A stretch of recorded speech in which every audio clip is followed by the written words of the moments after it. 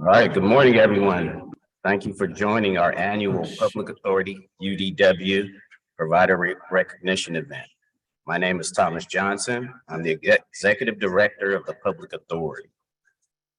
Before we start, we have a few housekeeping items.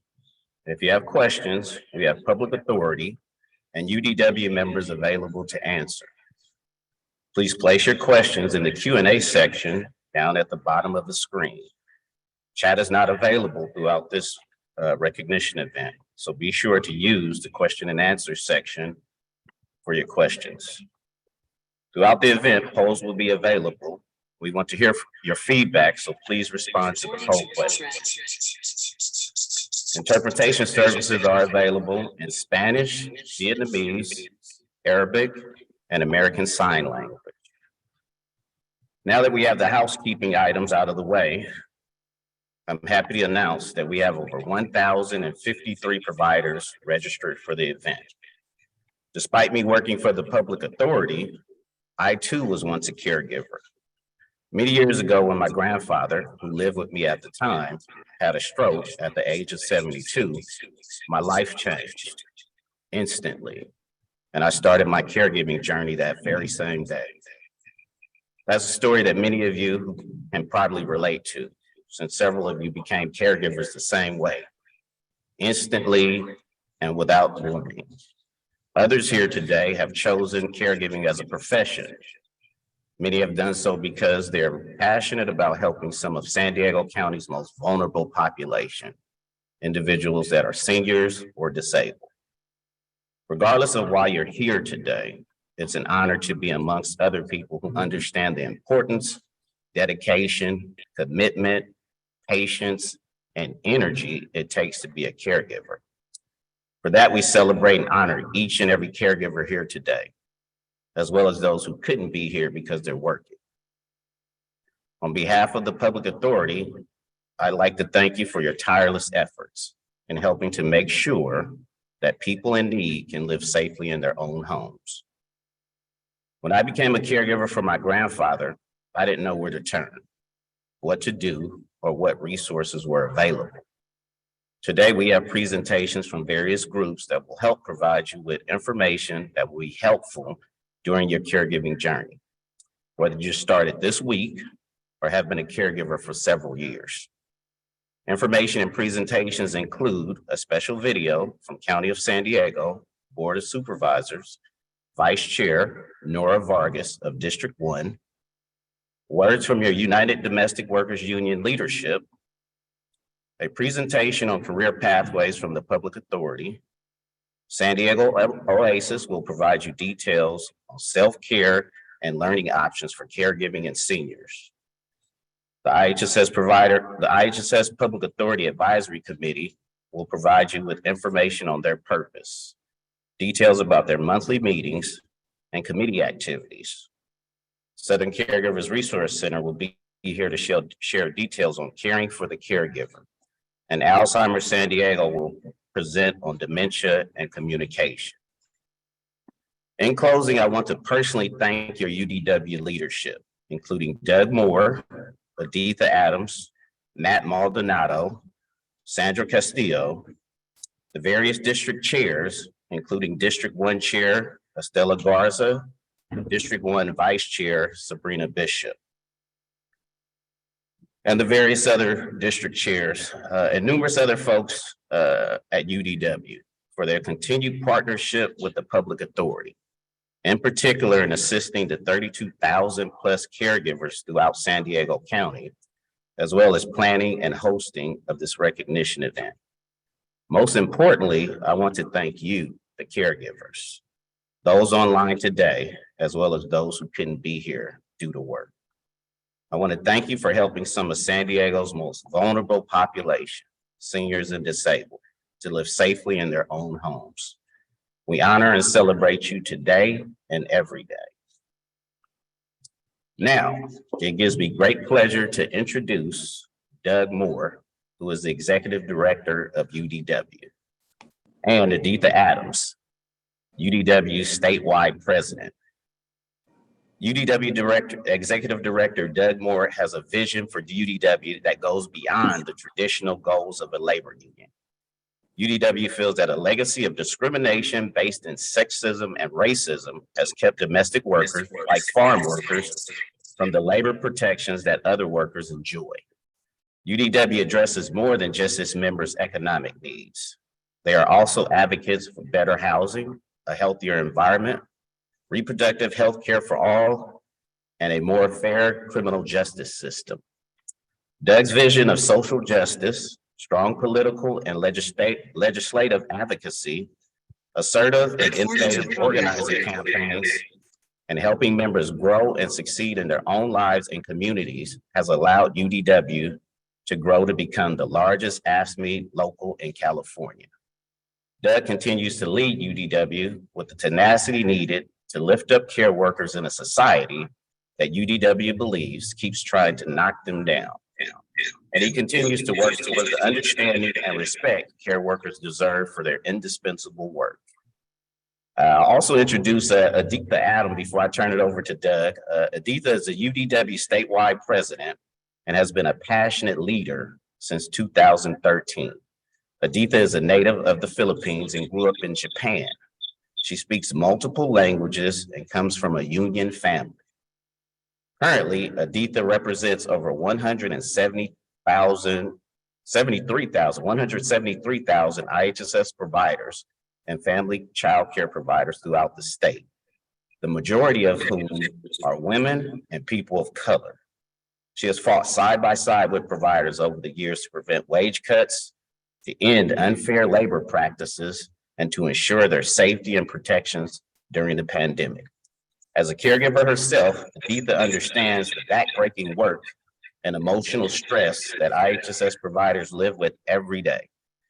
She also mentioned that she knows what it takes to fight back so that both caregivers and clients have exactly what they need. She is invested in fighting to protect, defend, and expand care work, while also fighting to ensure care workers have the same rights as those in other fields. Aditha also represents UDW members and clients by serving as Vice President of the California Alliance for Retired Americans, CARA, and being active in the Arthritis Foundation. Without further delay, I'll turn it over to Doug and Aditha to provide you with more information about UDW.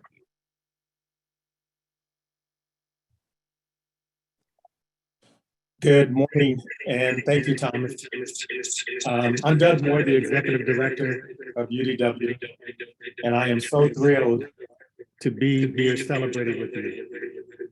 Not only are we here to celebrate the incredible life-saving work you do every day, but the work you accomplished at the state capitol, improving lives of all IHSS providers, all workers, and the communities we live in. Now, one of the biggest victories we had was AB 158, the workers' tax credit. This bill will ensure that union members like yourself are able to write off a portion of your union dues that you're not allowed to do currently. And it's very simple to do. All you have to do is file your taxes. You don't have to file long form. You can file short form. And we did more than just that. We passed legislation that made in-person orientation available. We know how important it is to be able to talk to providers in person versus a video recording. And we fought up and down the state to win legislation that supported home care providers. So today I also want to talk about a couple of more things that are specific to San Diego. And that's the partnership that we have with the Now Sisters, a nonprofit that provides training if you want to pursue a career in healthcare. And the training that they provide is for CNA training, LVN, and ultimately RN. We have not launched it yet. We are making sure that we have the funding in place because those who are interested, we want this to be at no cost to you. So it is a big program that we're launching, and we can't wait to get it launched in 2023. Also at UDW, we launched a partnership with Providence Credit Union. And to date, over 1,000 UDW home care providers have utilized this service. This service provides full service banking for our UDW members, including hardship loans. And the reason why we did this, we know that there's a lot of predatory lenders out there, payday loan places. And by coming to the credit union and becoming a member, you can get a low interest rate loan with little or no issues in terms of past credit history. So we're excited about that. We're excited about the participation, and we look forward to more members joining the credit union. So today, we celebrate all the work you do for your clients and your loved ones. But don't forget to celebrate the accomplishments you made by saving lives of those who you've never met and expanding the union rights to even more workers. I want to thank you all for what you do, and I cannot wait to see what we accomplish in 2023. Thank you.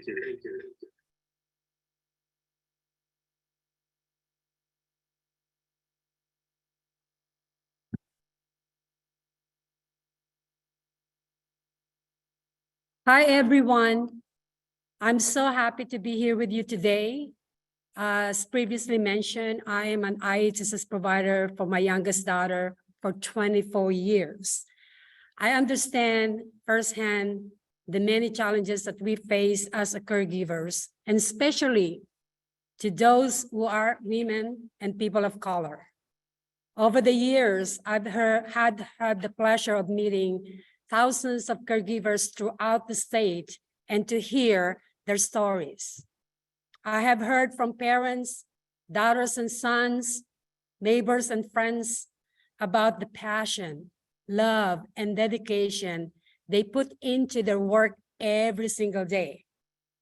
I know the caregivers wake up every day and provide the best care you possibly give and make a difference in someone's life. Simply put, caregivers are heroes, even when sometimes we cut ourselves short of being called one. November is Provider Appreciation Month. And although I personally appreciate your hard work every day, and I want to remind you all to take a moment and give yourself some of that quality care. Take some time to recharge so you can continue to provide the best care possible for yourself, your family, and your client. Ask for help when you need it, and remember that you are a hero. But heroes also need a hand sometimes. Today, I also want to take another brief moment to give a special thank you to UDW members who, on top of their everyday caregiver duties, also take the time to fight for better wages and benefits. It's because of our strong and united members that we are able to put up a hard bargain and negotiate wage increases, healthcare benefits, and overall respect for our work. So if you haven't already, we invited you to join our UDW family and help us to keep fighting the good fight for better tomorrow. As you can see, we're gonna show you the screen. Please take a poll and choose if you are a UDW member or non-member. Are we ready to take the poll? All right, wait until you take the poll and answer the question.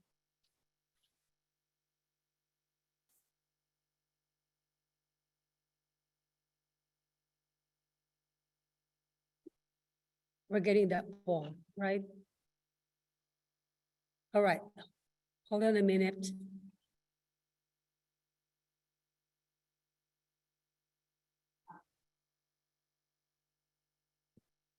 Okay, are you a UDW member? Yes or no? Please answer on the screen.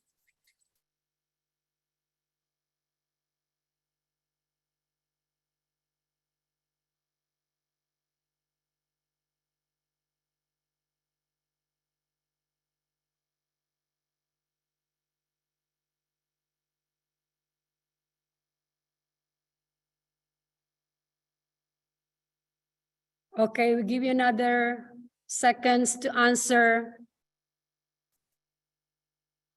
Yes or no? Or you want more information? Please choose those 3 questions on the screen.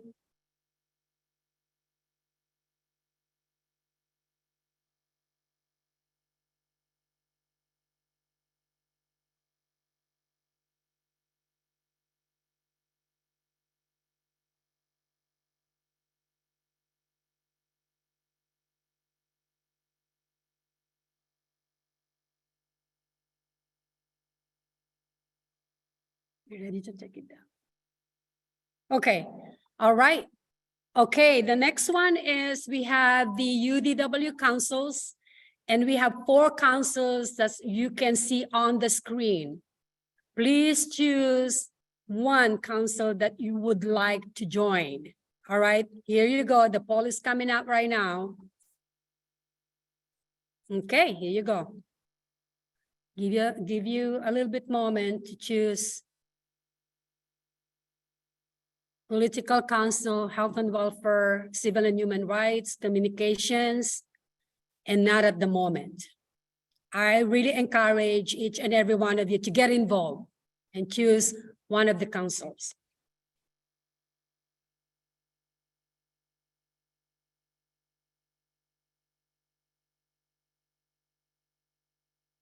Okay. Are we getting the poll? All right, okay.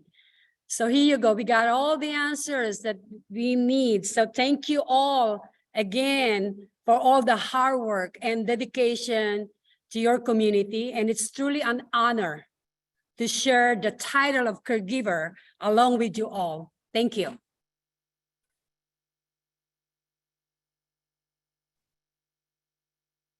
All right, excellent.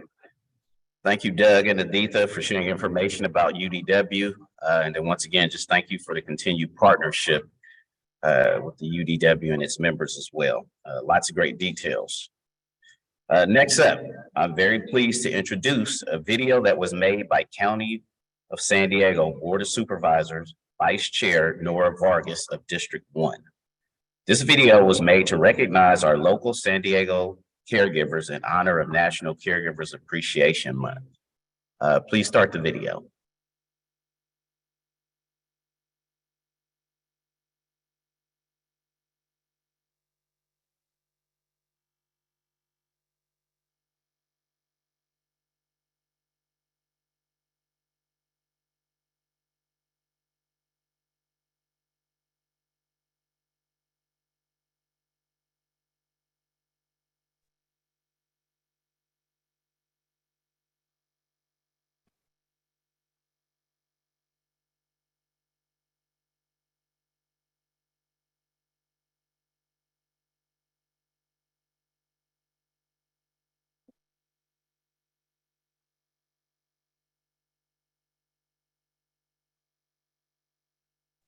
Do we have the video queued up? All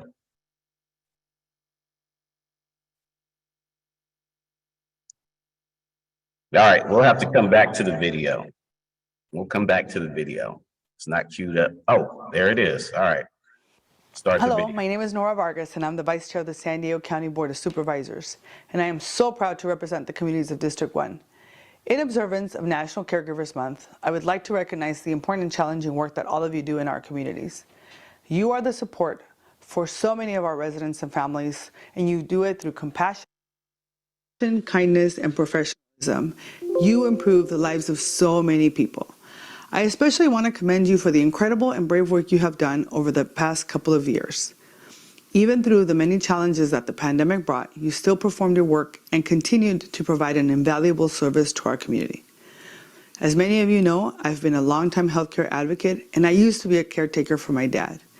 So I understand the importance of keeping our communities healthy so that our residents can thrive and not just survive. And with your help, we're going to accomplish just that. I am fully committed to supporting your work and ensuring that San Diego County takes care of every health worker. As we approach the end of the year, I want to take this time to say thank you and to wish you and your families a holiday season with joy, warmth, and plenty of happiness. Hola, mi nombre es Nora Vargas. Yo soy la vicepresidenta de la Junta de Supervisores del Condado de San Diego y orgullosamente represento las comunidades del Distrito 1. En conmemoración al Mes Nacional del Proveedor del Cuidado, me gustaría reconocer el trabajo tan importante que realizan en nuestras comunidades. Ustedes son un apoyo crucial para muchos de nuestros residentes y familias. A través de su compasión, la bondad y sobre todo el profesionalismo, mejoran la calidad de vida de tantas personas en este condado.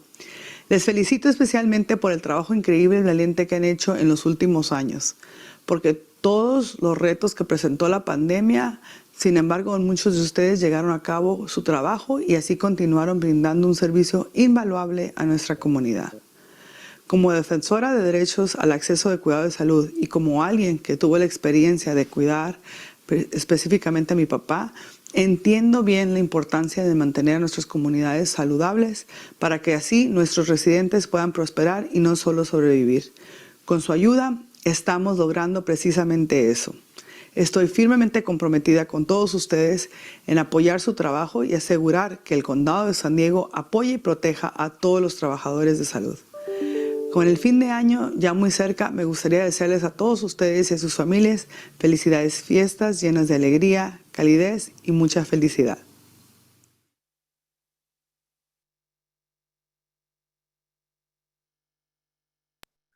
Thank you. And as you can see from the video, Supervisor Vargas is very aware of the important and valuable work caregivers do throughout our communities. On behalf of the public authority, as well as the caregivers we serve, we'd like to thank Supervisor Vargas and her staff for their continued support. We look forward to continuing to work with her and the other Board of Supervisors to help ensure that San Diego residents can continue to remain safely in their own homes. And then we'll also make that video available on our public authority website, and then we'll forward it to UDW as well. So if you'd like to see it again, we'll make it available. Now for our public authority overview and information about our career pathways training. As mentioned earlier, my name is Thomas H. Johnson, and I'm the Executive Director of the Public Authority. With me today, I have Lisa Jordan, who is one of our longtime public authority supervisors. We'd like to tell you a little bit more about the Public Authority, including our new Career Pathways Training Program. Our agency, which is governed by the County Board of Supervisors, provides services to the IHSS program by state mandate. It was set up to act as an employer of record for IHSS providers to operate a caregiver registry, to provide access to training, which we'll talk about shortly, and to negotiate with the local provider labor union, UDW, for wages and benefits.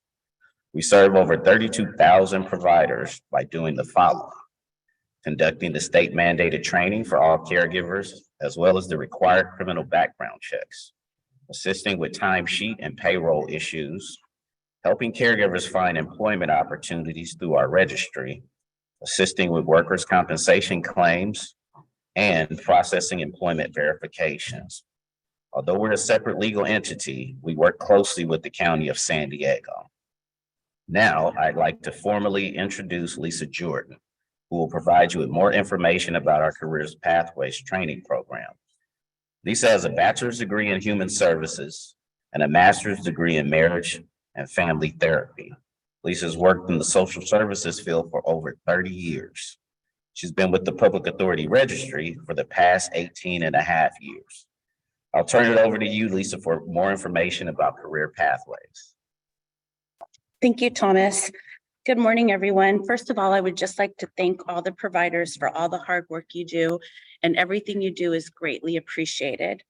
I'm going to go ahead and give you a brief overview of the new IHSS Career Pathways program. Next. Okay, so who qualifies? Basically, it's all IHSS and WPCS providers who can qualify to attend this program. Providers get paid to attend free trainings, and they're paid at their local pay rate. So for San Diego County, the current pay is $15.50 an hour. Providers can also earn incentives by taking so many hours in different pathways. There are career coaches available through the state that can help give you more information regarding the incentives. The purpose of this program is to enhance provider job skills, retention, and career growth. Next. So basically the registry, San Diego County Public Authority was selected by the California Department of Social Services to implement Career Pathway Program in San Diego County. Currently, we're offering self-paced online classes as well as in-person classes at the Public Authority headquarters in National City. Courses are booked through the CDSS website using the course catalog. We will be posting the website in the question and answer just in case you don't have it. Basically, right now, we are currently only offering the classes in English, but there are classes in Spanish throughout the state of California. We do hope to have the Spanish ones up and running in the next couple of months. Next. This is the state website, and this is where you can enroll in the Career Pathways program using the Career Pathways catalog. Currently, all classes throughout the state of California are completely booked through the end of December. We hope that towards the end of December, the new schedules will be up for January. So please continue to check this website. Next. So that was just a brief overview. Like I said, once again, you're paid at the current hourly rate for the county that you're providing care in. And hopefully the classes will be up towards the end of the month. And once again, we just want to thank you for all your hard work and dedication.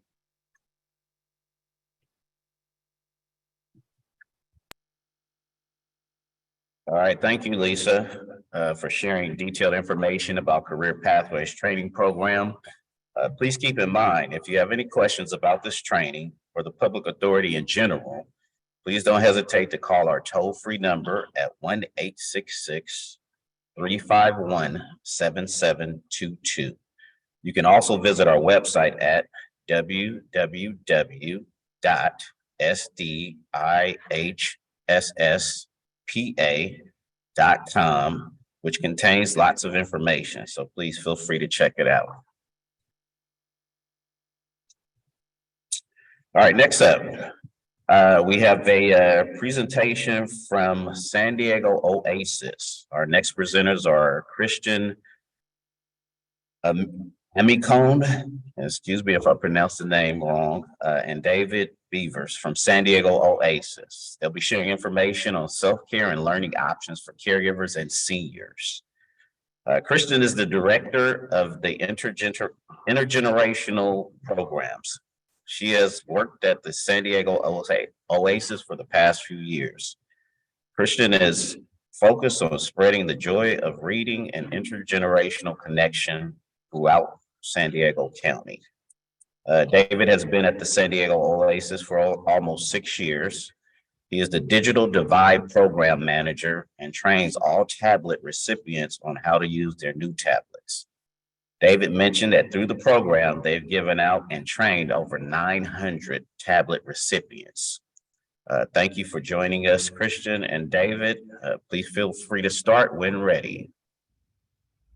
Good morning. Thank you so much, Thomas, and thank you all so much for being here. We are thrilled, absolutely thrilled, and many thanks to Andrea for sharing our PowerPoint. So I am here with David Beavers. We are representing San Diego Oasis. We're a nonprofit located throughout San Diego County, and our whole goal is to enrich the lives of older adults. That's 50 plus, so not old, just older. So we can go to the next slide, please. Thank you. This is what we offer. And again, this is throughout San Diego County, but our primary locations are in La Mesa, Escondido, and very soon Rancho Bernardo in our new space. We offer in-person and online classes for anybody over 50. I will pause here to say that we don't card at the door, so if you happen to be 48 and 40 or 49 and want to attend a class, you're more than welcome. Class costs range from free to about $20 each, and on our website you can see our Thrifty and Thriving class list, which particularly highlights those classes that are $0 to $5 each. Earlier, we mentioned the volunteer literacy tutoring opportunities, which is the program I run, where we combine people of different generations and let them do something really fun together, let them learn together. And primarily we do that through reading tutoring for elementary school students at Title I schools, which is really fun. We have technology trainings in classroom settings, large classrooms, small groups. We also have free technology how-tos on our website, which we will highlight a little earlier. We have phone trainings with the Futures Foundation, as well as 10% off coupons for attendees to this conference. You just need to contact me and we'll get you in touch with that. We can move to the next slide, please. Thank you. This is a sample of our class offerings. And I just want to point out that someone mentioned earlier that it's really important for caregivers to take time for themselves. And our classes is a way to really easily do that and also create community with the people around you. So we have physical fitness classes, which you can see on the left-hand side of your screen, and a wide variety of other classes, which you can see on the right, including languages. We have a grief group that meets weekly, lectures, arts and crafts in person. It's just a really fun way to spend your time, a way to carve out an hour or two out of your day to make sure that you're caring for yourself, that you're feeding your brain, as well as your emotional and mental health. We can move to the next slide, please. We also, as I mentioned, have our exercise facility. This is our beautiful exercise facility that we have in Grossmont Center, where people can do balance exercises, Zumba. My favorite is soul line dancing. We also have a new class called aerobic drumming, which has been very popular. So I hope you do check those out. We can move to the next slide, please. One of our primary focuses for the last few years, particularly as the pandemic has driven us all online and we've become more used to doing conferences like these online, is that we want to make sure that older adults in our community have access to technology and that they know how to use it. Because it's all well and good to have a tablet or a smartphone or a computer, but if you don't know how to work it, it just basically becomes a dust collector. So these are a very small sample of the classes that we have going on right now through the next couple weeks. Things like how to conquer your iPhone, photos, Bluetooth, and these are classes that you take in a group, in either a larger group or a small group of 3 to 4 people. And they're really fun in addition to being educational. Next slide, please. And this is a photo of some of our lectures. So I mentioned those history classes, philosophy classes. In some of those, you'll actually be meeting with a larger group. And because we tend to locate ourselves in spaces where there are coffee shops around, we do encourage our members not only to attend the class, but also to connect with other people. That's an important part of our mission. And then on the right-hand side of the screen, you'll see David, who will be speaking in just a few minutes, teaching some folks how to utilize those tablets that we spoke about earlier in his bio. So David actually outfits low-income seniors with a free tablet and takes the time to train them and sometimes retrain them so that they really know how to use it, and it's a tool in their lives. Next slide, please. And this is a slide about our Tech Tank, which is a new effort that just opened last year in our Grossmont Center location. It's basically a walled off room that is specific for technology. Cox gave us the money to sponsor this, and here we have small group activities, and you can book 30 minutes with one of our professional staff members one-on-one to ask any question you might want. For instance, we have people who've never sent an email from their phone before. They want to go over that. They want it to be one-on-one, and we can get all those questions answered, practice the skill, and then send you off on your way knowing how to do something a little bit more. Next slide, please. So on the drawing board earlier, I mentioned our new Rancho Bernardo Center. So right now we're planning for an opening date of May 2023. This is going to be an absolutely beautiful 2-story building that's in Rancho Bernardo, right next to Kaiser, if you know where that is, off the freeway. And we are going to be focusing on creating a rich community of older adults right in the heart of Rancho Bernardo. And within that building, we are building the Oasis Innovation Center, which, just like the Cox Tech Tank I just spoke about, will be a much larger space that is dedicated specifically to educating older adults on technology, the use of technology, new technology that's coming out, and how you can make your life better and easier. Now, this is a particular interest to caregivers because there are a lot of bits of technology coming out that might make your life a little bit easier. And we're hoping that we will be able to partner with some of these organizations, some of these companies, so that we can give some of our members the opportunities to try these things for free. Particularly those of you who are caring for someone else, we know that you are in desperate need of help. And we want these companies to be able to connect with you, to help you, and we hope to see you there when we start in 2023. Next slide, please. So this is just some information. I encourage you, if you're interested at all in anything that we have to say, please take a photo of this slide. This is how to get in touch with us. If you would like to take a class, please go to our website, sandiegoOasis.org, or give us a phone call at that phone number, and we'll be happy to register you over the phone. If you have technology questions or would like to set up one of those 30-minute one-on-one sessions, please email tech@sandiegoOasis.org. And we partner with the Futures Foundation for free phone tech training. So if you just want a quick phone call, you just have a quick question, we do encourage you to reach out to the Futures Foundation. Next slide, please. So at this point, I'm going to turn it over to David. He has been working one-on-one with seniors for quite a long time, and he is here to give you some tips on how to bring someone along and have them use technology to its best effort. Thank you, David. Thanks, Kristen. Yes, so typically what happens is many folks who are a part of our older population, technology can be very intimidating. Oftentimes they are given a phone or a tablet or an iPad, and they're kind of like, here's your new present, here's your new technology, have fun with it. But unfortunately, oftentimes it becomes a dust collector because they don't get any training with it. So what we do through Oasis is, thanks to some very nice donors, we have a digital divide program where we actually work with low-income older adults who do not have internet access or technology, and help them get connected to the web, to the internet. So obviously what we want to do is give them hands-on training, so we can show them exactly where the power button is, you know, from the very, very beginning all the way through to where they're able to utilize the technology.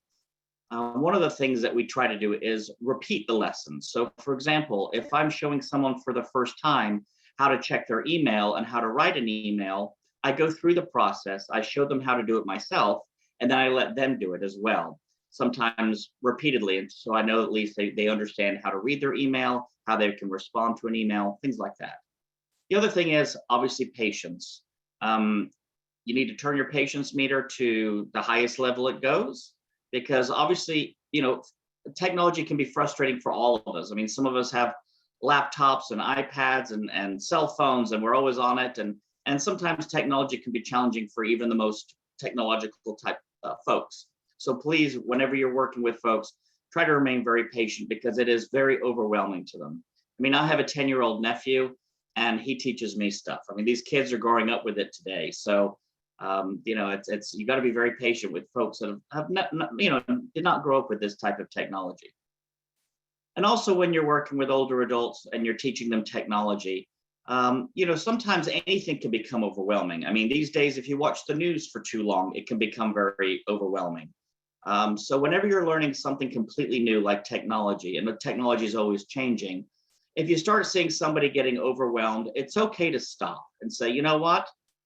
Your brain is a sponge, and it looks like the sponge might be full right now, and that's okay. It's okay to take time to process. It's okay to take time and practice. Just like when you first learned to ride a bike, you know, you fell a couple of times and bruised your knees, and it's very easy to give up. But you just got to get back on the bike and say, it's okay. You know, let's just keep working on this. So if ever you see people becoming overwhelmed, just go ahead and stop, and you can always return later and help them again, and then maybe teach them some additional things. I also leave them with written instructions. So I'm a big believer in hands-on learning. I think that's a great way for people to first learn how to do it. But then I also give them written instructions. So if I'm teaching somebody how to do email, I also leave them what I used to refer to when I was in school as Cliff Notes. A way to go back and be able to have them look at a step by step. So in other words, click here, click there, click this, and that's how you get into your email. So it's always nice for them to not only teach them and give them hands-on, but also give them some Cliff Notes, as I refer to them as, for them to be able to refer back to it, so they don't have to try and keep everything memorized from the training session. Next slide, please.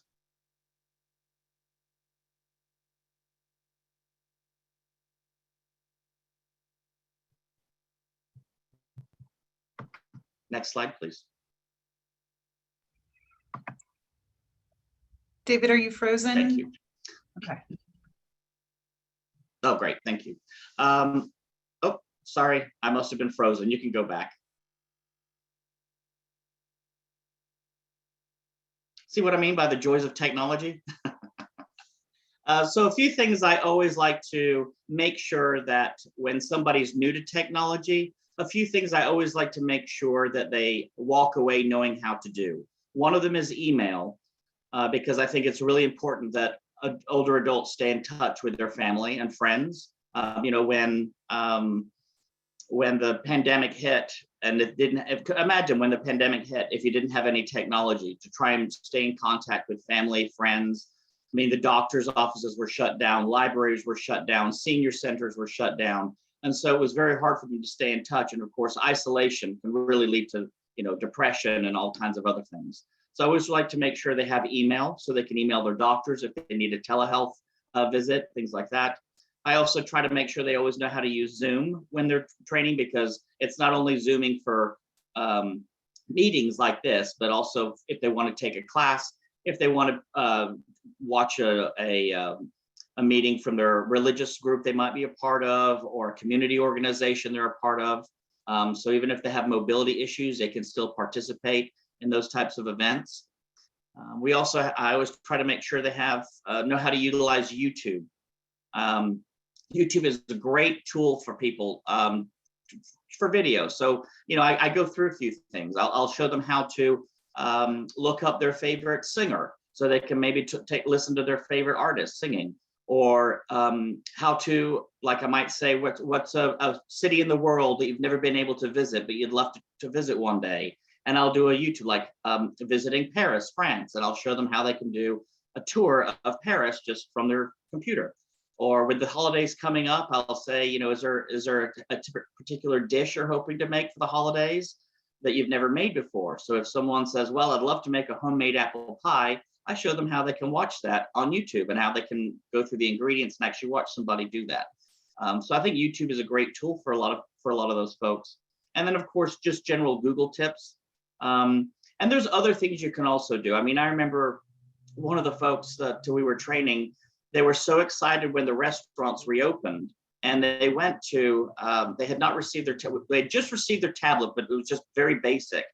And when she went to the restaurant, they didn't hand her a menu. They asked her to scan the USB barcode.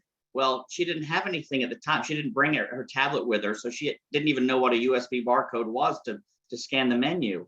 And so, it's just with technology, you can really get left behind.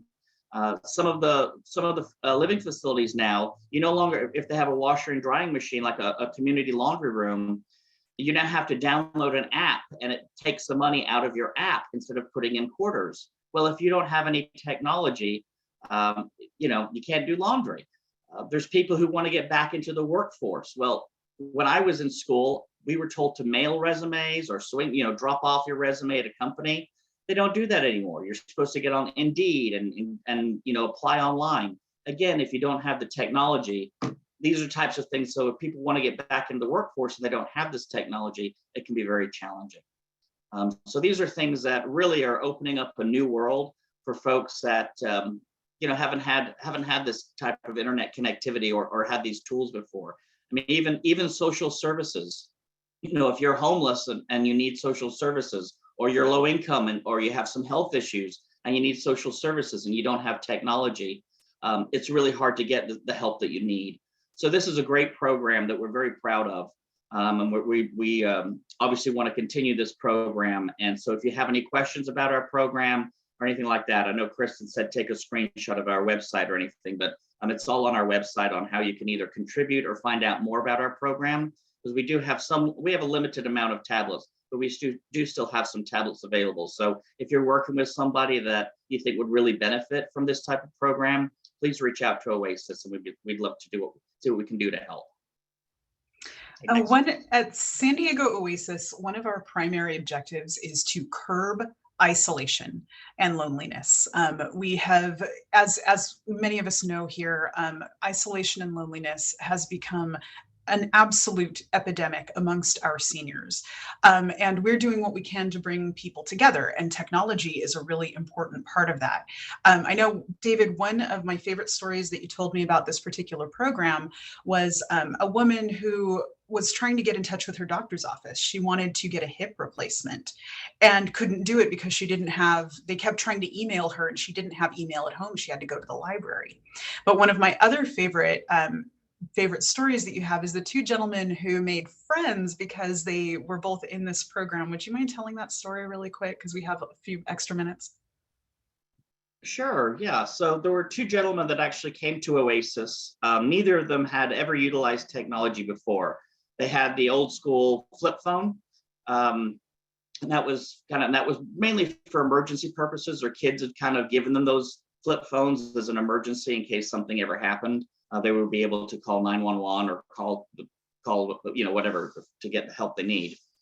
So these two gentlemen came, and of course they were petrified because here they are. One was 92 years old. The other was in his mid 80s. And the gentleman, James was his name.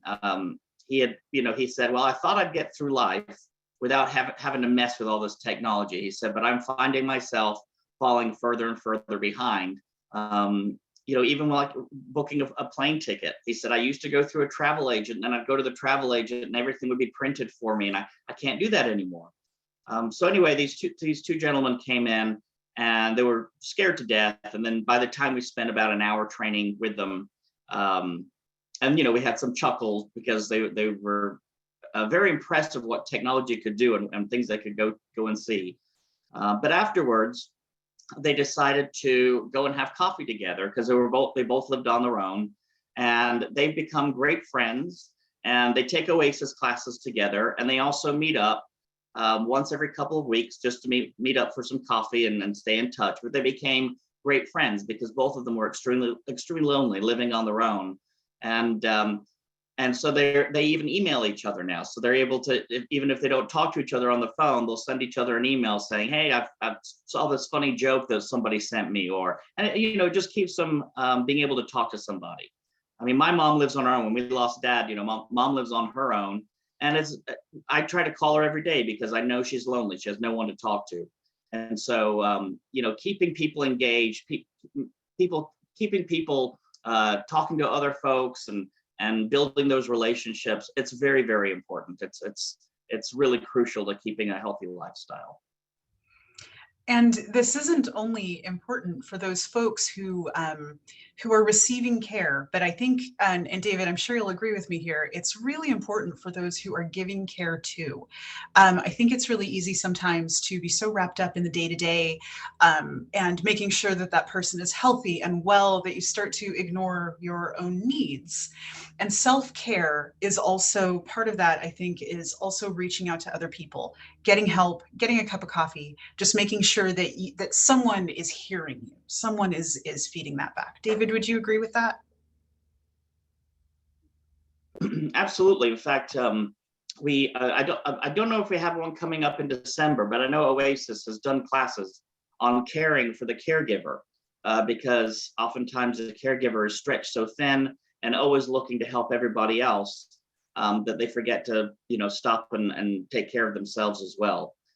So I absolutely, it's an industry where you're always looking to help others, and oftentimes you can forget that you need to look after yourself as well. And there's a balance.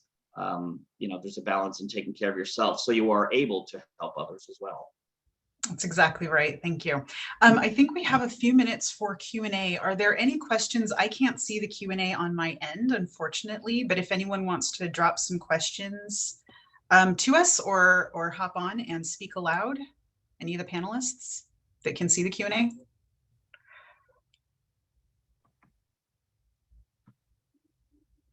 Nothing? Okay.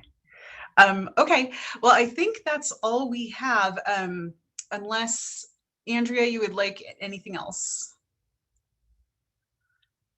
Okay, thank you so much. I think that's it for us. We hope to see you at San Diego Oasis. Again, you can find us in Escondido, you can find us in La Mesa, and soon to be Rancho Bernardo. And please visit our website at sandiegoOasis.org. San Diego, all spelled out, Oasis, also spelled out, .org. And we hope to see you there before the end of the year. Make a point. All right. Thank you, Christian and David, for sharing those valuable resources and fantastic stories about the positive impact of technology for clients and caregivers. We're looking forward to continuing to work with San Diego Oasis in our efforts to help close the digital divide.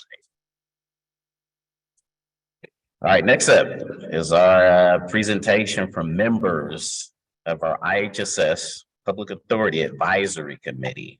This committee provides advice and recommendations to the San Diego County Board of Supervisors through feedback from the committee and others related to the delivery of IHSS and public authority services. With us today, we have Nadine Branch, who I'm pleased to introduce as the committee chair. Nadine has participated in the committee since 2021 and has served as a committee chair since June of 2022. This is actually her second round of serving on the committee, since she was a member from 2006 through 2011. Nadine also regularly attends the statewide California In-Home Supportive Services Consumer Alliance meetings as well, otherwise known as SECA. Then next up, we have Risa Chavez, and I'm happy to introduce her as an IHSS provider for over 21 years. She served as a member of the IHSS Public Authority Advisory Committee for over the past 5 years, and she has served as the vice chair since July of 2022. Risa also works in the field as a DPS advocate and a site manager at Gigi's Playhouse Down Syndrome's Achievement Center. She holds a master's degree in vocational rehabilitation counseling with a specialization in cognitive disabilities. She's also a certified rehab counselor. I'll now turn things over to Nadine and Risa, who will be able to tell you more about the committee. Good morning, Thomas. Thank you for having us. Sure. So Risa, as you call it, is going to start us off with giving you some information regarding the committee. Yes, hello, and thank you. Thank you, Mr. Thomas, for the introduction. So we are part of the IHSS Public Authority Advisory Committee here in San Diego. So what the committee does is we provide information about all these resources to give out to the community, to providers, to recipients, to anybody that wants to learn about what goes on in IHSS and public authority. So the role of the committee is to provide advice and recommendations to the County of San Diego's IHSS program and the public authority related to improvement of the IHSS program. The committee was created in 2000 by state law. So it was something that was needed and asked for by the community to have a better understanding of what these two entities do and how they collaborate to provide these services to so many people. The mission of the committee is to serve as the voice of the consumer or the recipient or provider on issues that impact the IHSS program. So any of those changes, the EVV system, the pay system, getting hours, how to understand how to get hours, just pretty much everything that goes along with IHSS and public authority, we provide that information. Next slide. So who is the committee? So the committee is composed of a few different areas within the community. So of course, the providers, there's also consumers or the current, let me restart that, I apologize. So the consumers or the recipients make up the majority of the committee, and they can be either current or past committee members.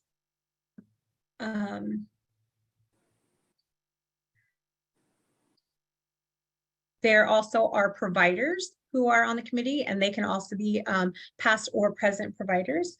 And then also community members, of course, the public authority, UDW, SECA, all collaborate to bring all this information together. Next slide. So this is a slide I was just talking about. Next slide.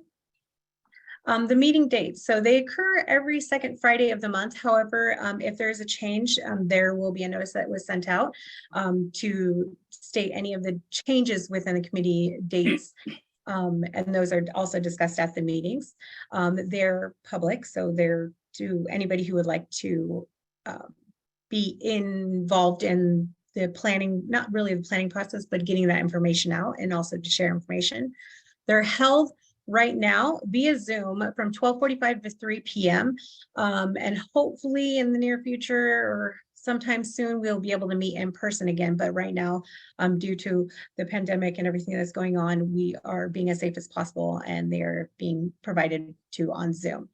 The members do receive a $50 stipend per their participation in the committee. And also up to a maximum of $750 a year. And if you'd like any more information about either becoming a committee member, you can contact Miss Julie Lara, and her information is provided there. You can also contact Miss Anna Molina. And also you can visit the website, or you can reach out to Miss Nadine or myself to get any more information on this. And of course, Mr. Johnson can also provide that information. So again, thank you. And I'll leave it over to Miss Nadine. Thank you, Rissa. I appreciate you. I don't see me here, but I guess you guys can see me. So what I wanted to share with you was we have some goals that we are currently working on. One of them is to do outreach to let individuals know the need for providers, also what IHSS is about, and about the IHSS committee. One of the things that we've been able to do recently, since the pandemic has kind of scaled down, is to go out into the public and participate in resource fairs and get information from individuals who are attending, if they are familiar with IHSS. If they're not, we share information regarding the program. If they are providers or consumers, we have them take a small survey to find out what challenges that they're facing. And we bring that back to the committee so we can discuss it and see how we can get to some resolutions, if at all possible. So it's really been good to be able to get out and meet with individuals face to face and find out what's going on as far as their care, some of the things that the providers are looking for. So as far as training, we're grateful that this career pathways has opened up. So it's been very beneficial to a lot of the providers. Some of the other things that we are looking at is having either a town hall where people can come together, whether it's via Zoom or in person, and share their experiences with us, their concerns, and just have like an open forum where we can find out what's going on so we can better understand what it is we need to do to assist in making this program better. Another thing we're working on is training for our committee members. Since we are to be your voice, the advocate, we want to know how to better do that. So we're trying to work on quarterly trainings. We are also working, as Thomas said, with SECA to see how we can implement trainings for the consumers to better understand their role as employees. Another thing that we are proud of is the presenters that we have been able to bring to our meetings. We've had 211, we've had the Office of Emergency Services. I just found out recently that the Parks and Recreation has a therapeutic program, which is very beneficial. And we're working on getting that information that we present at our meetings posted to our websites. So that's the work in progress.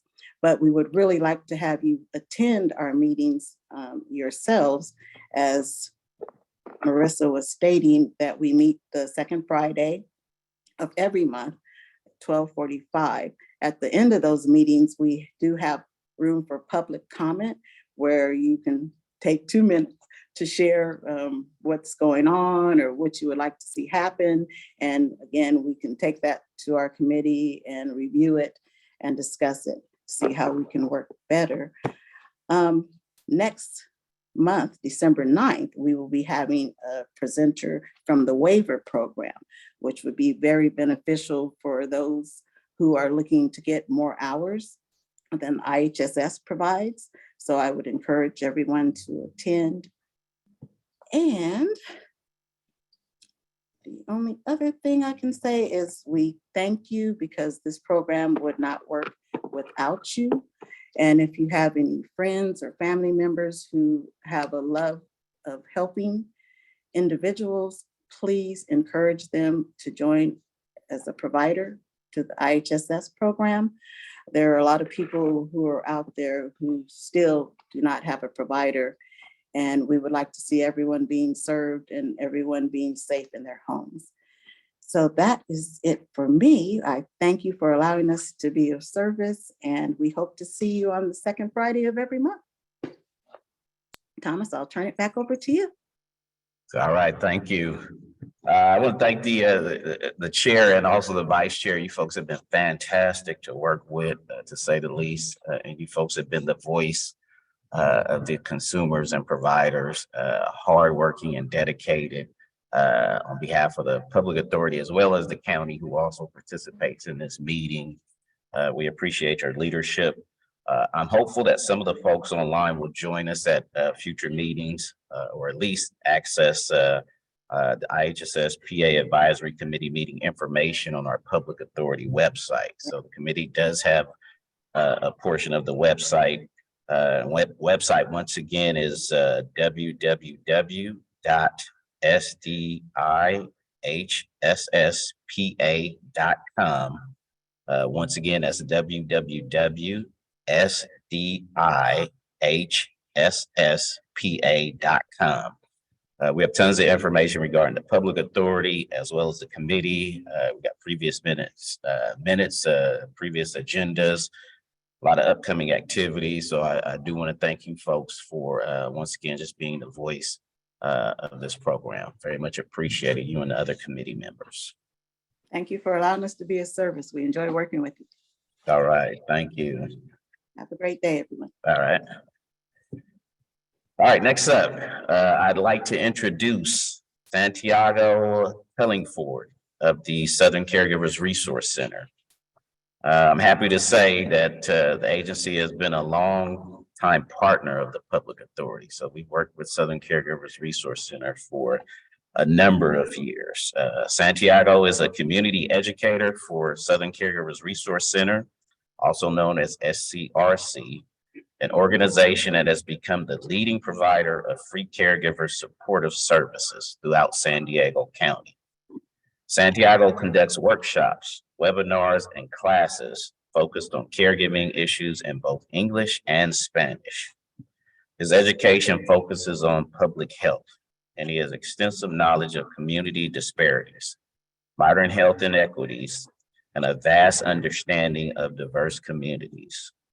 Using these assets makes him an excellent support for caregivers in our community, as well as an advocate for the services Southern Caregivers Resource Center provides. Thank you for joining us, Santiago, and please feel free to start your presentation. Thank you so much. Thank you so much. We really appreciate being here. As Thomas said, we've been here for quite a bit of time, 35 years of service. Southern Caregiver Resource Center has been here to provide all these wonderful services that I'll be talking here today. As I will be providing these services and this information, I'll also be providing some educational content. Today we'll be presenting caring for the caregiver and how we can take care of our caregivers and our family caregivers, right? So my name is Santiago Collingford. I am the community educator. Thank you so much for inviting me. And today I will be talking a little bit about our background so you guys can get to know us and who we are as an amazing organization. So our program was established in 1987. This year we're celebrating actually 35 years of providing services, which is pretty great. And so as already mentioned, SCRC provides services for family caring for frail older adults or adults living with Alzheimer's disease and related disorders in San Diego County and Imperial County as well. So we stretch really far and wide. All the border of California, regarding Mexico, we cover, which is pretty great. And then we offer these services for free in English and Spanish. So we serve over 100,000 families annually, and SCRC offers a wide variety of support services that include education, care planning, case management, counseling, some respite care, and support groups. So the first question that we usually get is who qualifies, because you're a nonprofit organization. So when it comes to nonprofit organizations, there's always like, I qualify, do I not qualify? So here's to answer your question. So anyone who's caring for someone who has suffered a cognitive impairment after the age of 18 or a frail of older adult who is 60 years or older qualifies for our program. So an adult that struggles with their ADLs, which is their activities of daily living, like cooking for themselves, driving for themselves, even using the restroom for themselves, among any other activities of daily living, if they cannot take care of themselves and they need a caregiver that is in need of that, you qualify for a program as a caregiver. So if you have any doubts about qualifications, feel free to reach out to the phone numbers that we'll be putting out on the screen in a little bit. And now I want to talk about caring for the caregiver. So I like to take this as a classroom and having some learning objectives to know what we're going to be talking about today. So first, we're going to identify what it is to be a caregiver, recognize the challenges that come with a caregiver role. We're going to also find the ways to get the support that you need as a caregiver, and also incorporate self-care, because self-care is so important when it comes to caregiving. So the first thing that I want to know and tell you guys is to define the word caregiver. So when we think of caregiving, when you put the caregiver word in your mind, you're probably thinking of a nurse. You're probably thinking of a medical professional who's taking care of a patient, right?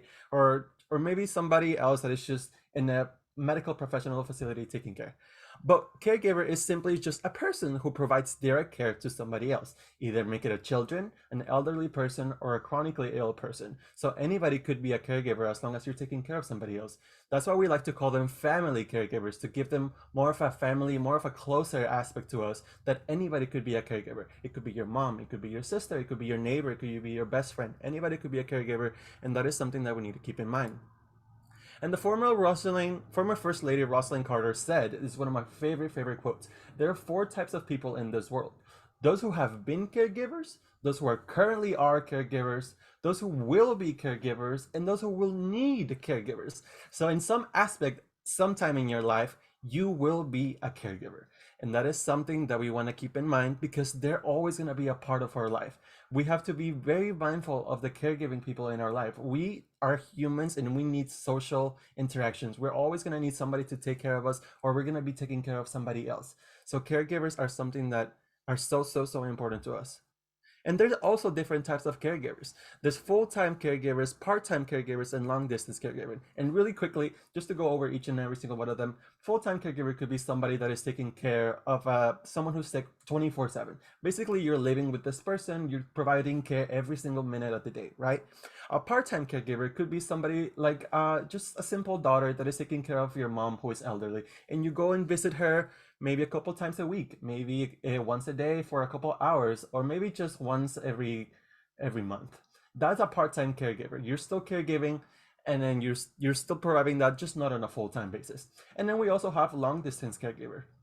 A lot of our next generation, for example, our kids that are living in the United States and our parents are in Mexico, we're providing caregiving at a long distance. We might not be able to see them every day, or we might not be able to see them very often, but we're still providing that love and that care in a long distance department. So we want to make sure that you know that even if you're living far away from the person that you're living, you're still their caregiver.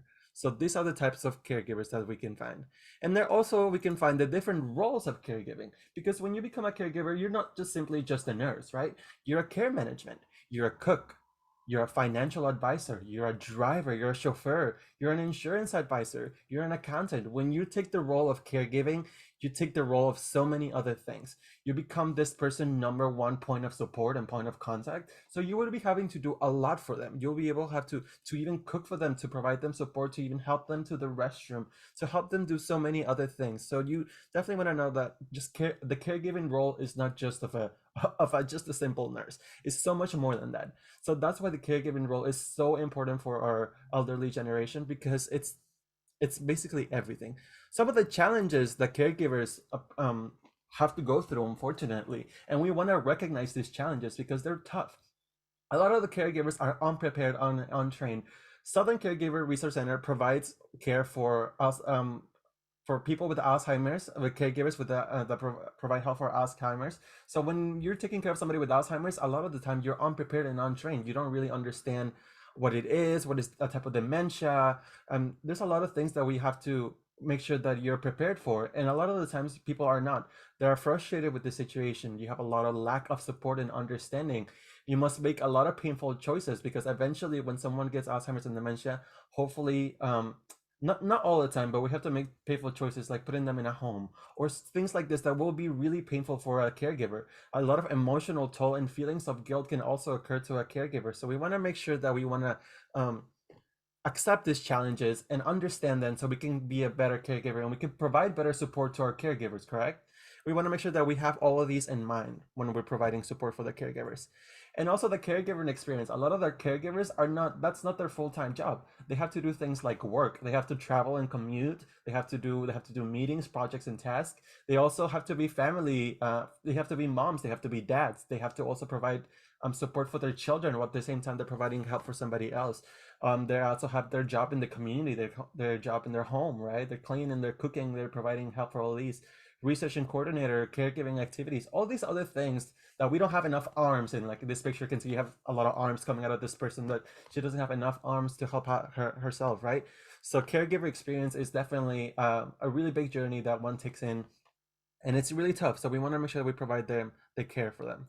So we want to make sure that they can have a good balancing act. So a good balancing act will provide will stop them from getting drained, right? So they want to be able to raise their children properly while also having employment responsibilities, while marriage challenges, households to maintain, friendships to maintain, extended family issues to take care of, in their own personal time as well, right? Personal time is very important. I know I need my personal time. So definitely being a caregiver, it's tough. So we want to have a good balancing act. And if we don't get a balancing act, we feel stressed out. And caring for the caregiver is having no stress. Being a good taking care for the caregiver means having no stress. And some types of stress that we want to acknowledge is physical stress, emotional stress, behavioral stress, and social stress. Things in the physical category could be to headaches, changes in appetite, loss of energy, changes in your sleeping habits. If we're not sleeping very well, you can even get things like muscle pains from having so much stress. You can even get muscle pains. Things in the emotional category, things like anger, sadness, crying outbursts, irritability and mood swings, anxiety, emptiness, inability to concentrate. These happen in the emotional stress category. Things in the behavioral, use of drugs, of alcohol, trouble concentrating and low productivity, overreacting and forgetfulness can happen in the behavioral category. And then in the social category, with problems with partners and children, irritability, loss of control, isolation, resentment, loss of interest, and all these other negative signs of stress that we don't want to have. So what is the first step that we want to take in order to avoid the stress of a caregiving stress? Is that we want to accept that there are things that you cannot change. The diagnosis of a loved one, such as a diagnosis of Alzheimer's, diagnosis of a type of dementia, it is something that unfortunately we cannot change. But something that we can do is we can change the way that you approach the situation. We can change the way that we think about the situation, our perspective from a negative perspective to a positive perspective. We want to make sure that we acknowledge the things that we have at the moment and not acknowledge the disease, and we don't want to acknowledge all these negative connotations. We want to make sure that we stay on the positive mindset to be able to be to deal with the caregiver stress and to deal with all these hardships that come with the caregiving role. We want to stay in a positive outcome, right? So also Southern Caregiver Resource Center, our first tip and recommendation is to develop a care plan. So our tips for the caregiver is to increase your knowledge of your caregiving role, depending on the situation and the caregiving that you're going to be giving. You want to increase your knowledge in that situation, right? Then we want to identify the behavior of the person who is sick. We want to know what's going on, how they react to the situation, how they react to the disease. And we also want to try different responses. When in this topic, for example, Alzheimer's and dementia, there really isn't just a manual that gives you the how to deal with Alzheimer's and dementia. It is very different in each person, in each case, in each diagnosis. So we want to try different responses and try different outcomes to be able to deal with the stress, right? And lastly, we want to make sure that we're asking for help and also giving help. If you're not somebody that is a caregiver, but you know somebody that is a caregiver, you want to make sure that you provide them that help that they possibly need. So the first step that I said is increase your knowledge. How we like to say is the more that you understand about the caregiving situation, the diagnosis and the condition, and also the options, you'll be able to better respond and just respond more successfully and efficiently. You want to make sure that you increase your knowledge. So learn about Alzheimer's and dementia. Watch YouTube videos, maybe some doctor conferences about the new research that has come up with Alzheimer's and dementia, or any other disease that you could possibly think of that you're going to be a caregiver for. You want to make sure that you increase your knowledge, right? The next step that we said is going to be identifying the behavior. Some things that people don't know about Alzheimer's and dementia that is very common is called the sundown behavior, right? So when the sun goes down, we know that our person that has Alzheimer's and dementia usually get to be more aggressive, more their mental stability get to be a little bit more fragile. So we want to make sure that we identify the behavior and we want to write it down, or we want to just keep it in mind or in an agenda, or we want to make sure that we write it down. Alzheimer's disease may be aggravated also as late day confusion. It includes things like fatigue, when the low lighting and increased shadows, disruption of the internal clock, and also tips for reducing disorientation in your loved one. You want to make sure you keep this in mind. So things that some of the tips that we provide in order to stop this late day confusion and aggravation is serve dinner early and offer a light snack before your bedtime. Limit caffeine and sugar and monitor for hours as well. Keep a nightlight to reduce agitation that occurs when surroundings are dark or unfamiliar, or in a dark, strange, or unfamiliar setting, such as hospital or a hospice. You want to make sure that you bring familiar items such as photographs and radios from home, or just a blanket that they may be familiar with. All these things that we can do are different different responses that you can do. You want to make sure you keep your goal in mind, and your goal is most of the time it's going to be to keep them comfortable, to keep them in a happy mood, because when you're taking care of somebody, not all of the time they won't be happy that you're being their caregiver. So we want to make sure that we keep the situation in a positive mindset, right? And also keeps the thing in mind is asking for help. Asking for help is one of the hardest things for humans to do. I'm not sure why, but it is because, well, actually I do know why. I can give you some personal barriers that usually our clients usually tell, but asking for help is usually things that we want to provide as well. If you know somebody is struggling as a caregiver, if you know that your neighbor is a caregiver and is taking care of somebody with Alzheimer's and dementia, reach out your hand. Hey, is there anything I can do for you? Is there anything, would you like me to pick up your prescriptions for the pharmacy? Would you like me to help you cook some dinner? Would you like to help me go to the laundromat and put some clothes for you? Small favors like this will reduce so much stress from the caregiving role. We always recommend for you as a regular citizen to help other caregivers in their journey, right? And some of the personal barriers that I was talking about is things like, I'm responsible for my parents' help. These are barriers that people put in order to not ask for help. So we want to make sure that we keep this in mind. And if you can recognize them, and if you can think of them as like, hey, maybe I still do some of these personal barriers, we want to make sure that we break out of them, right? I'm expected to do things right. No one can do things as well as I can. When we become a caregiver role, we think that we're the experts at the caregiving and taking care of that person, right? We're the best point of contact, and nobody else will know how to take care of my mom or of my dad. So these are all personal barriers. Our families always take care of our own. I promised my father I would always take care of my mother, right? It's a promise, so I have to do it, right? I have to take this role. It's my responsibility. Things like this are these personal barriers are some of the usually the caregivers give them to themselves, and it can occur when you put these personal barriers. We can go through an emotional vortex. We can have things like frustration, anger, right? We're gonna be frustrated. Why did I take in this role? Why am I a caregiver? I don't have time for myself. And all these negative, you're gonna have anger and resentment. You're gonna feel feelings of guilt, lonely or isolated. When it comes to the caregiving role, a lot of the time it could be lonely or isolated because it's just you and the person that you're taking care of, right? You isolate yourself from the world, and you're not asking for help, and you lose all these social connections, and you don't want to be doing this. So we want to make sure we're asking for help. We're gonna have how to be a caregiver in the most efficient way to be able to take care of yourself as well. As I already said, we probably want to make sure that we're asking for help. If you know a caregiver who's struggling, encourage them to ask for help. And there are also some of the caregiver needs of assessment. Things that like you as a regular citizen that can help somebody else is meal preparation, cleaning, laundry, transportation. If you can give them a ride to the pharmacy, that's already such a big help. Prescription pickup, short-term respite, and then also you want to figure out to present yourself as an emergency contact. If you know that they can trust you in being an emergency contact, just tell them, in any case of an emergency, call me. You're gonna lift such a weight from their shoulders knowing that you can help them in an emergency. So it's also a really great idea to do this. And also you want to make sure that you're finding the balance as a caregiving, right? You want to establish your support system. You want to stay flexible, patient, and calm. A lot of the caregivers take things personal when somebody suffers from Alzheimer's and dementia, for example. There's a lot of repetition when it comes to this role, right? So you have to be remembering. You're gonna have to make sure that they remember who you are and where they are. A lot of these things, it can be frustrating. So you want to make sure you stay calm and you stay patient, and don't take things like this personally. It's a disease. It's not their fault. They're not doing it on purpose. They're not trying to push their buttons, your buttons, and making you mad. It's just a simple disease.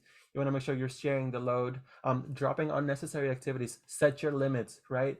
If you are a caregiver and you're giving it your all to the role of caregiving, you're not leaving any for yourself, right? You want to make sure you set your limits and say, after this amount of hours, after this amount of time, I am done caregiving. I'm gonna get some respite help because I can't even deal it with. I can deal my own life. I can deal your own life. So we want to make sure that you want to set down your limits. You want to slow down, and as I already said, don't take the behavior personally, and protect your me time, right?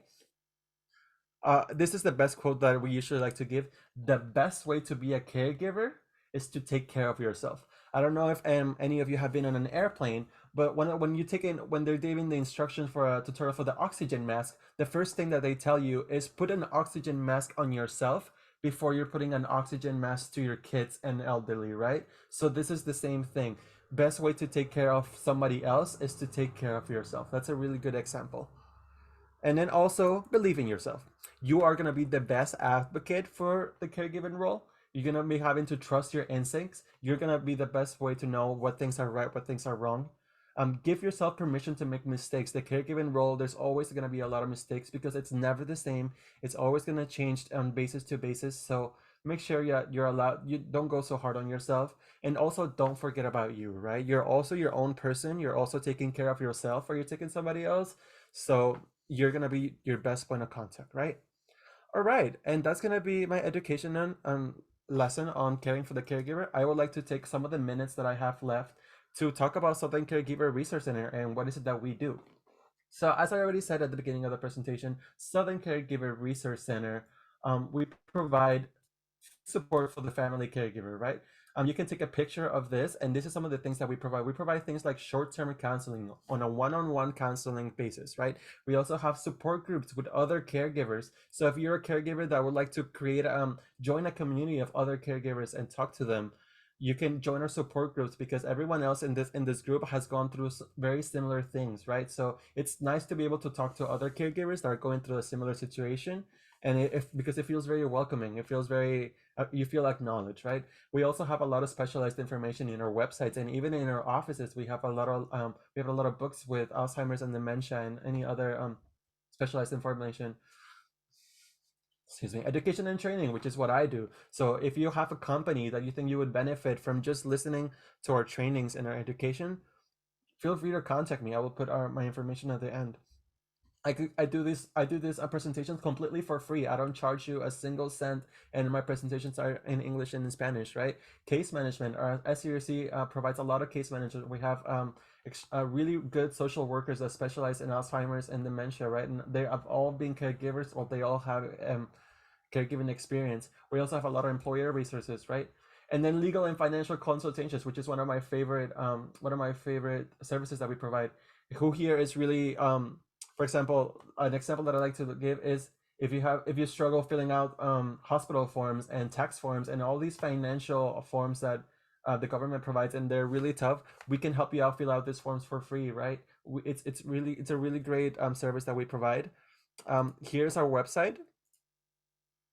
If it changes, there we go. www.caregiver.org. In this website, you can find a lot of information for Solid Caregiver Resource Center. You can find things like the Caregiver Corner, which is really quick videos, 1-minute videos about various aspects of being a caregiver. We have a podcast. If you're stuck in traffic and you want to know more about the caregiving role, you can tune into our podcast. Let's Talk Caregiving with our CEO and Vice President CEO as well. Family caregiver classes. You're gonna find all the links for our trainings that we've done, and a digital newsletter. If you're interested in learning more about SCRC and staying updated with our latest news, you can sign up for the newsletter. We are on social media. We are a really social media active platform, so you can find us on Facebook and on Instagram. Southern Caregiver Resource Center. We provide a lot of resources there as well, and a lot of links for our events. And then really quickly, we have an event going on tomorrow, actually. It's going to be a national to celebrate National Caregiver Month. We're going to have a conversation with the California Department of Aging and the CDA, and our CEO, Vice President CEO, is going to have a conversation to talk about the Department of Aging and the master plan of the aging services that we're going to provide. So you can take a picture of the QR code to sign up for the live stream. It's going to be a really awesome live stream. Awesome conversation that we're going to have. And then just to end things with, here's again our information and our phone numbers. If you're interested, just please give us a call. And if you're interested in talking to me, just call that number and just request to speak with Santiago, and then they'll connect you to me. Thank you so much to the panelists and everybody here for listening to my presentation. I will now send it back to Thomas. Actually, before I send it back to Thomas, if we have any Q&A questions, I do have a couple of minutes left. If there's any good questions in chat, I can provide that. I have the Q&A open. I would like to have more information on this session. Can you bring the information back up? The information is there. You can find more information on our website. Is there any other question that we have? Maybe a couple seconds left.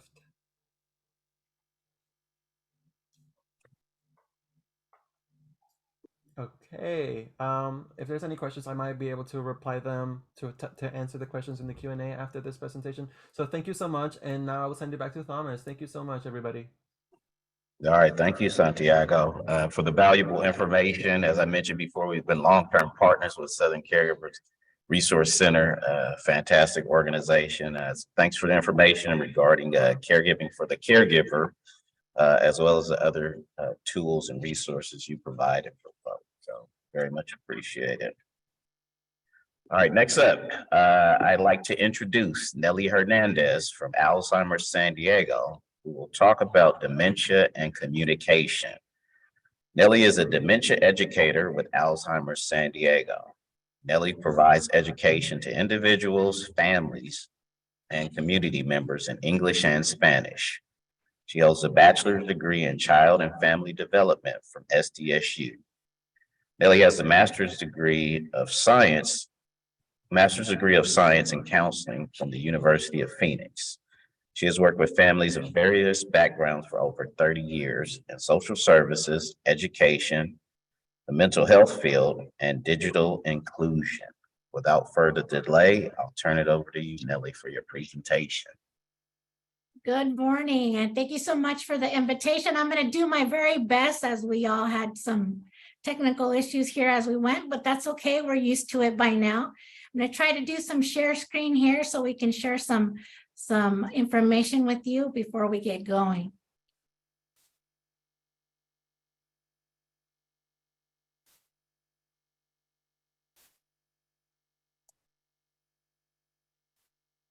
All right, hopefully you all are able to see that and are able to hear me. Before I get going, I just want to say thank you, caregivers, for all you do. Without you, we wouldn't be as far as we have come. You have done a great job in providing us support, especially going through all the changes of pandemic, as we all were learning so much, trying to provide the support for those that need from us, and at the same time trying to stay engaged with each other, because as we heard mentioned by our other presenters today, we are social well-beings, and there's nothing more important than us continuing to work together to keep each other engaged. And so today, that's what brings me here is, again, my name's Nelly Hernandez. I am one of the dementia educators here with Alzheimer's San Diego, your local nonprofit that is here to serve you in providing anything that relates support that relates to any type of memory loss, not just Alzheimer's or any other type of dementia as well. I do want to let you know that we're actually going to be talking today a little bit about not only dementia, but about communication and dementia, because as we mentioned, again, we are social well-beings. We all need to work together to continue to stay engaged. And one of those important things is recognizing that communication is key. And as things go changing with this progressive disease of dementia, then we all can take a little bit of time to recognize and acknowledge that as the disease is progressing, we all need to learn a little bit more about how we communicate. So let's get started here. So let me start by telling you what exactly is dementia. These are some of the common questions we often get asked is, well, what is the difference between dementia? And I hear you talking about Alzheimer's. What's really going on? Well, let's look at dementia first. When we're talking about dementia, we're actually talking about a group of symptoms. Now, these symptoms are actually caused by an underlying medical condition. The symptoms not only impair cognitive function, but these symptoms also interfere with a person's normal activities. So this is why we see that someone that is living with some type of dementia and it's affecting the way they typically did things will find themselves in need of support. Now, here's where Alzheimer's comes in. Alzheimer's disease is actually a type of dementia, and it is the most common type of dementia that you probably have often heard about or have heard about or worked with somebody that has Alzheimer's disease. In this case, it's very important for us to remember that Alzheimer's disease is actually progressive and it's a degenerative disease. So having said that, keep in mind, there is no cure for Alzheimer's disease. And as this disease progresses, we will find that individuals will need more support. And that is, again, once again, why I applaud you as a caregiver, because we know how important and how critical it is for you as a caregiver to provide the support for someone that's living with Alzheimer's disease in particular. So what is actually going on with the brain of someone that is living with Alzheimer's disease? And how is the brain actually affected? This image here shows us what our brain actually looks like. On the left-hand side, we see the image of our brain would look like with normal brain tissue. Now, on the right, we see what is an image of a brain that has Alzheimer's disease, again, which is the most common type of dementia. Let me share with you what you're actually seeing happen here on the right-hand side with the Alzheimer's brain tissue. What is happening is the brain is actually shrinking. Those empty spaces that you see is where the parts of the brain has actually died. So there is no longer any communication going on in those parts of the brain that you see there that are open. The beta amyloid proteins, which we often refer to as plaques, between the brain nerve cells are actually entangling with the tau proteins, which are actually commonly called tangles, inside the neurons. And while that is happening, all that space that you're seeing there in the image those tangles are making it so that the parts of the brain is actually dying. And again, those parts of the brain are no longer working or functioning the way they had before. In turn, our bodies no longer receive communication from that area, so it no longer receives instructions on how to move or how to think or how to process whatever the instruction that was coming from there to our body on what to do is no longer happening, because again, there is no longer any more communication. Now, if we take a second to look here, I have an arrow that shows us that the most extensive damage is actually in the hippocampus area. And so if we think about it, we often think, well, why is somebody that's going with living with Alzheimer's disease not able to learn something new or not able to really know what's happening right now, yet they can tell us what they were doing as they were growing up, or they can tell us about some story about their past when they were in the workforce. Well, you see, this area here, the hippocampal area, is not only where we create memories, but it's where we store things that we're learning. So again, if this area is getting damaged, we no longer have access to it if it's damaged by the Alzheimer's and the progression of the disease that's taking place. Another thing to keep in mind is, as we're seeing this progression of the disease, there are so many things that are actually affected. And again, I bring it to light because sometimes we forget when we're thinking about it is, why is this person going through so many changes if this is not the way they were before? This is not the way I knew the person to be. And for those of you that are working as caregivers, providing support to someone, as you're working with the person, from when you started working with the person, as time progresses, their disease may be progressive. And in turn, you may see that perhaps you might see the person now is experiencing more problems with attention and concentration. Perhaps the person now seems more combative, more agitated, or maybe they're just having some more challenges with reason and judgment. We have to keep in mind that the progression of this disease, and as the brain is shrinking, as we see in this image here, we have to keep in mind that their brain is not functioning at the level that it had been before. And so you might be asking yourself, well, why are you sharing all these details?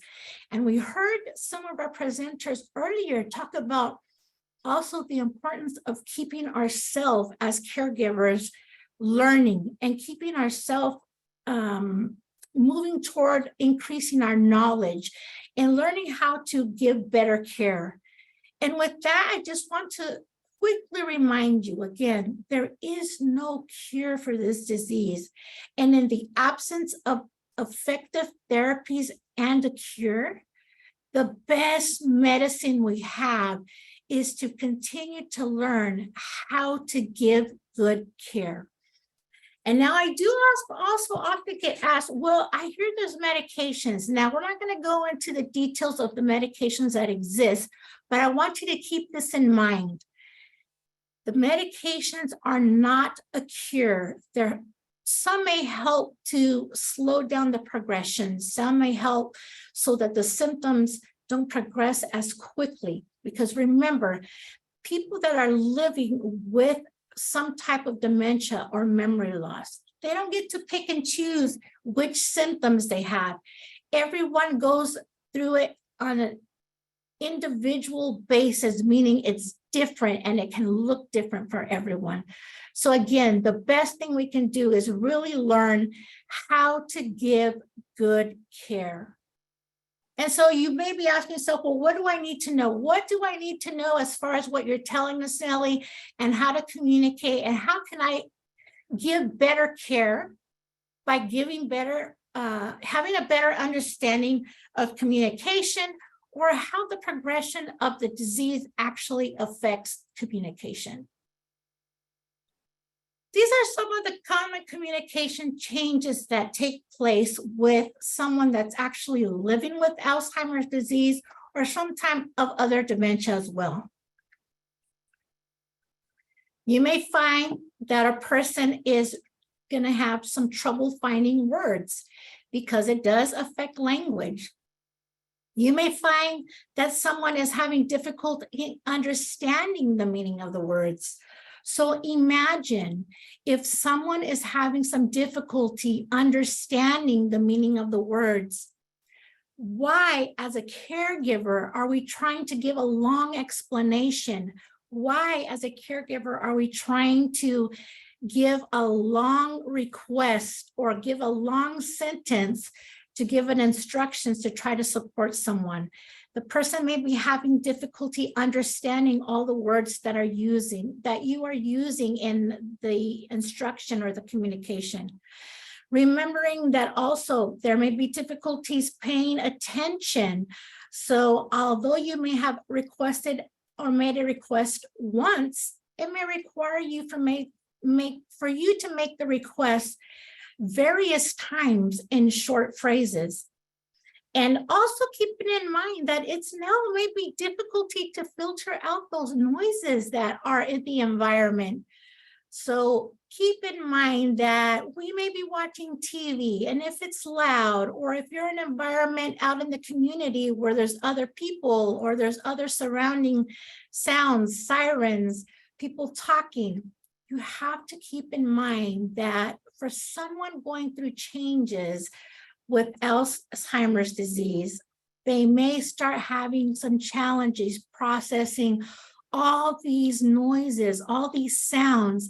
And not only that, they may be trying to really assign the meaning to all these sounds, because at some point, they may no longer have the understanding of being able to relate the sound they're hearing and what that means. So think about this. If someone's in their house, they may hear the smoke alarm. They may no longer have the ability to assign the definition of what is really happening with that smoke alarm, what is that sound, and what do I need to do, okay? So keep that in mind. Also, there might be some communication challenges with primary and secondary language confusion. You may be working with someone whose primary language was Spanish, and you're only an English speaker, or maybe you're only a Tagalog speaker, and they speak that language right now when you started working, but as the progression of this disease goes on, this may be a person living with the dementia that's going to go back to using their primary language. And keeping in mind that, again, remember, they don't have the ability to choose which symptoms and to what extent that symptom is going to affect the way they communicate with themselves or even with you or anyone around them. Repetition is something that we often see happen. Like I mentioned before, you may find yourself having to repeat the instruction or the question or the request of a person. Keep in mind that hippocampal area that's been damaged, they're no longer able to hold that information in there to retrieve it and respond to you as quickly as we had hoped or as quickly as they had in the past. So it is going to require for us, as we heard earlier, to not take it personal. It is not that they're trying to avoid doing what you're asking about of them. It is not that they're trying to annoy you or test you or push your buttons. It is really because they are no longer able to restore, and they're asking you again, what is it that you said? Or they may actually share the same comment or story with you repetitively. Sometimes, like I mentioned earlier, again, it's still, even though able to give them the information. They're just not going to be able to connect what they're hearing to the definition of the word or what you're really asking of them. So what about out of character responses? What does that really mean? And I bring this up because, like I mentioned, some individuals are not going to be able to make those connections any longer. So out of character responses, we often hear somebody or others say, I just don't understand. This person didn't behave like that. They were so nice. And I say when they were so nice because oftentimes we see one major change symptom of dementia and Alzheimer's disease itself is that if there's a behavior change that's out of character for this person, we don't usually hear about it if a person was a not so kind person, or like I often like to say, Mr. or Mrs. McGrumpy. If they all of a sudden have a behavior change and they're very kind or they're very gentle, it seems like they're just more compassionate and listening or more engaged. We usually don't hear about that. It's the other changes we usually hear about. When they seem more agitated, where the person just doesn't seem as interested to do something, where the responses are just not as kind as they used to be, or oftentimes when the response is something just seeming so negative, and sometimes we hear so rude, right? These out of character responsive that we often hear as behaviors, something that sounds like, I just don't understand why they're behaving like this. They weren't like that before. They are symptoms of the person's disease and an expression of something that's being unmet. So again, we're talking about communicating. What is it that they're trying to communicate to us? It's a form of communication. Is it the funnest form of communication or the best way of communication? Maybe not. And oftentimes we acknowledge that it doesn't feel good if you're the caregiver and you're hearing something that's just so unpleasant and so direct or seeming so rude. It doesn't feel good. We know that. But for us as a caregiver, we need to consider an expression of an unmet need. And what is that?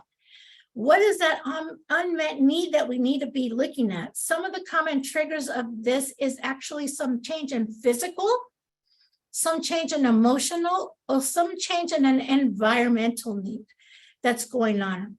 And I'm going to talk briefly about the emotional. Think about something that the person may be feeling. It could be anger, fear, anxiety that they don't know how to express. Because remember, if they don't have all the words to carry a conversation with you, or they don't know the word any longer to express that anxiety they're feeling, then we're going to see these changes, these behaviors that often are referred to. Are they frustrated because they don't know how to tell you that they need to use the bathroom? Is it sadness they're feeling? Are they feeling isolated? We've talked about several times the topic or the point of feeling isolation, lonely or bored. Do they need to feel more engaged with something? And for the environment, think about it. We talked about briefly about how it would be if somebody was out in the community and there's all these sounds going on that maybe they can't filter, or maybe they can't understand any longer what the sound is really, or where it's really coming from. Unfamiliar sounds. As the vision goes changing from being out here to being only able to see tunnel vision with the changes of the progressive disease, the lights or the shadows, if they can't identify it, how scary might that be? If you have sensory overload as a person, how many of you out there have ever felt like there's so much going on? I just feel like I need to slow down or find some quiet space. They might feel sensory overload, but they don't know how to express it the way they used to. They don't have that ability. It's not that they're choosing not to. It's just that they don't have that capability of doing that. Their abilities are changing. And think about this way too. in the environment with the vision changing and the person being more at risk for falling, imagine how it feels to be unstable or unsure of that next step that they might take in front of them. So their environment, the clutter or obstacles might also feel overwhelming to them. And I bring this up because these are all common triggers that sometimes as caregivers, we get so involved in just providing the best support that we can, that we stop or we overlook to think about the changes and that are going on with the individual living with Alzheimer's disease and how that's affecting their communication. So what are some communication techniques that we can all as caregivers put in practice? We have to remember how to work toward staying calm with the reassuring voice. Remember, it's not personal. Remember, they don't get to choose the way the symptom is evolving or progressing and how this disease is changing the way they're able to communicate and care for themselves. We talked about using short, clear directions and asking short, clear questions as well. Make an invitation to someone. Maybe if it's time to go eat, rather than saying, would you like to eat? Because we know that somewhere along the line, if you always ask a yes, no question, it's going to get to the point where you're often going to hear a no. Make that invitation kindly. If they ask you to repeat it or they're sharing the same story, avoid being confrontational. Avoid saying you've already told me. Avoid saying, yeah, I know. Avoid saying, remember, I told you.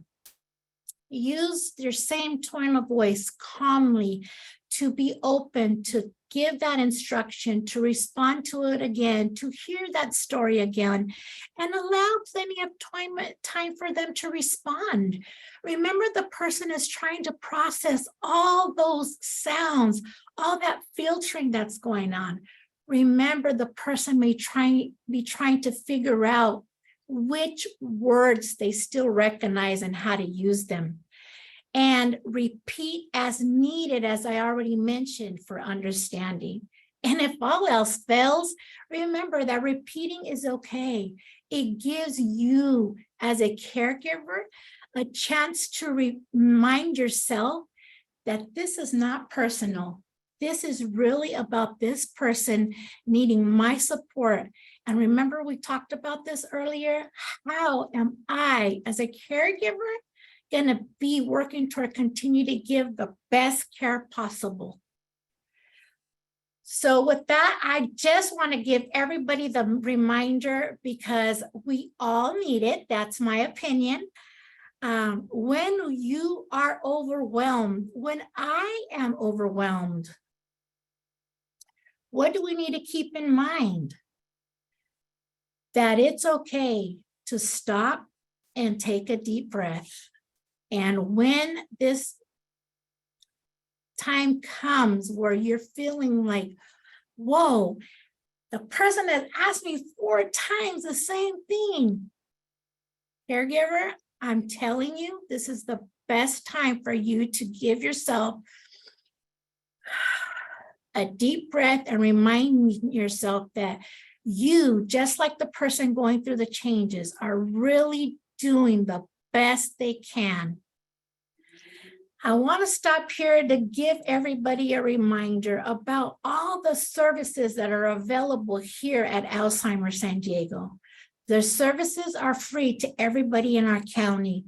There's no need for you to bring, or anyone to bring, any type of verification or meet any type of eligibility. You can call here, you can get online to get some information to speak to one of our dementia experts. You can get some information on how to be a part of a virtual support group. Now listen, this is really important, because you as a caregiver, if you're still learning and you're still wanting to expand your knowledge on how to provide somebody with dementia, or specifically Alzheimer's disease, or any type of memory loss, And if you're having some tough times or you want to share, join a virtual support group. It's just so helpful. Your job is so important. It is not an easy job. We acknowledge that. We respect you for showing up every day and doing this job with all your passion. Join a support group where you can join others to share stories and hear things that help you re-energize, to motivate, to continue to go on. You can join us for online education and training if need be. There's no cost to you. You can get some of our pre-recorded webinars or drop into our education hour, not only in English, but our hora de cafecito in Spanish, where you can bring all your questions and we can talk about it there as we get together as a community to come up with some ideas on how to better resolve some of the things that come up on our daily activities with the people that are living with dementia. You can talk to a volunteer tech team. You can get somebody joined with going to the social activities, and you can also get some more information about local research. If you or someone you know needs more information about the Companions program, you can call or connect with us. The Respite Else Companions is exactly there to provide respite for the caregiver can get a break and let the family get some time to do or focus some energy on other things and re-energize themselves to come right back to give this person that they're caring for the best care possible. Remember, we need to acknowledge when we need self-care.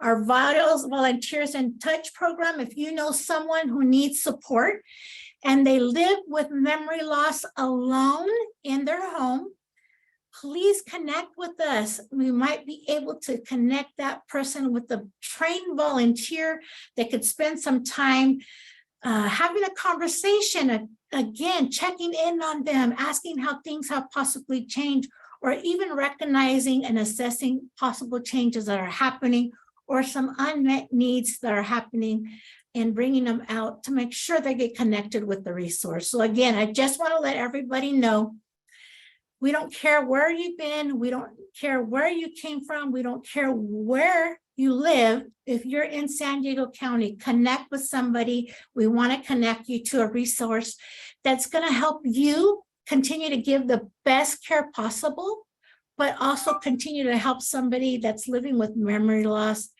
dementia, or Alzheimer with the best care possible as well. Just as a reminder, you can visit us on a website or you can call us on our phone.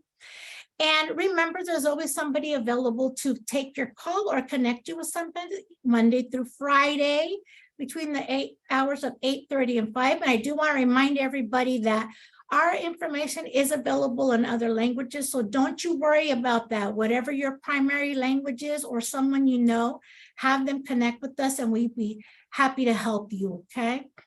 I'm going to stop sharing my screen now. That concludes the information that I had prepared for you to share. If you have a question, I'm going to actually ask you to just connect with us directly, because who doesn't want help one-on-one and be able to get your questions and your information collected on your need, whatever it might be, because we're all different. We all come from different places. We're all at different areas in our life with our career. So please, I just want to invite you to be comfortable for reaching out to you. Have a wonderful day. And thank you so much for having me. And great job with all the hard work you do.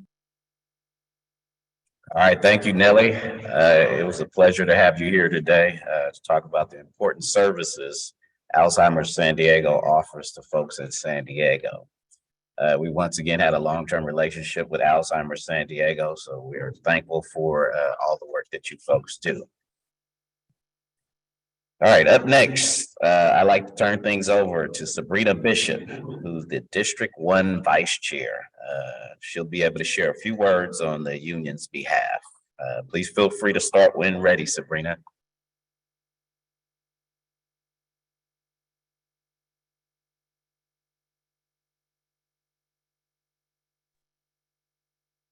Well, thank you so much, Thomas. And I want to say thank you to all of the IHSS providers for all of your hard work that you do each and every day. We truly appreciate you. I want to say thank you. Today, I would like to introduce our UDW board.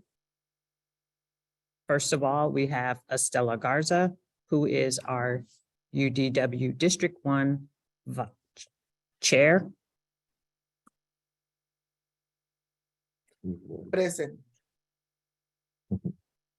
Also, I would like to introduce myself, Sabrina Bishop, District 1 Vice Chair. Next, I would like to introduce David Haskin. He is our Recording Secretary. Hello. I would also like to introduce our county representatives. Our first one is Rosalia Lydia Jasso. And also Fernando Vasquez. I'd like to thank the board so much for all of your hard work that you've been doing. Thank you for all the events that you have created for us. And thank you again for your support as providers.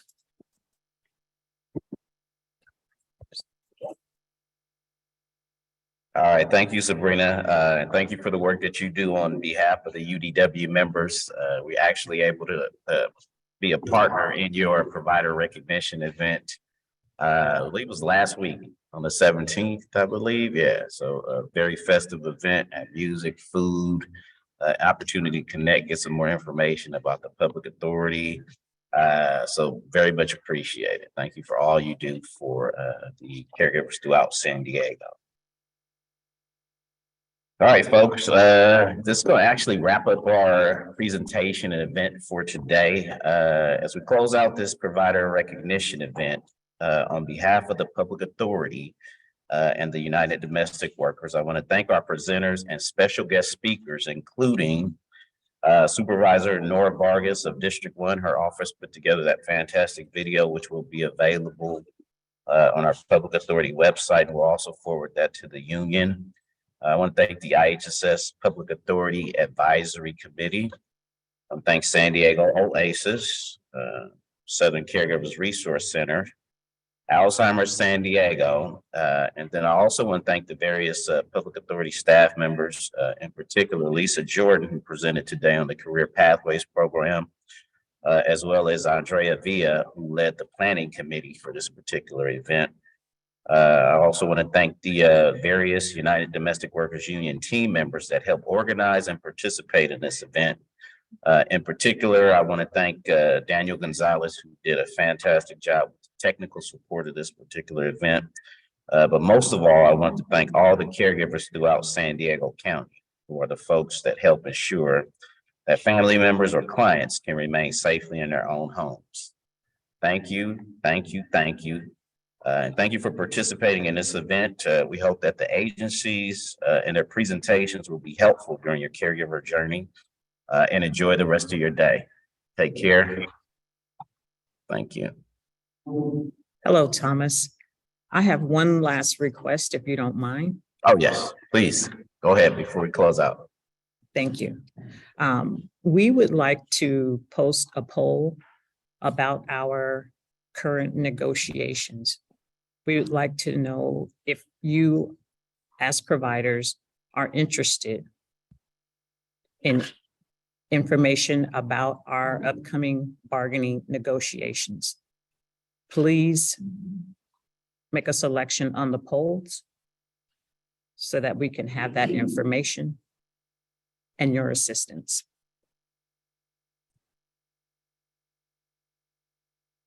We'll give you a few more minutes to make your choice.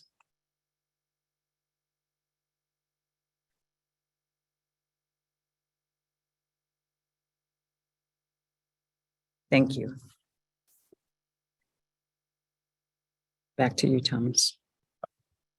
Thank you. Once again, very much appreciated. Appreciate the collaboration with UDW, and this will actually now conclude our event. Have a great day.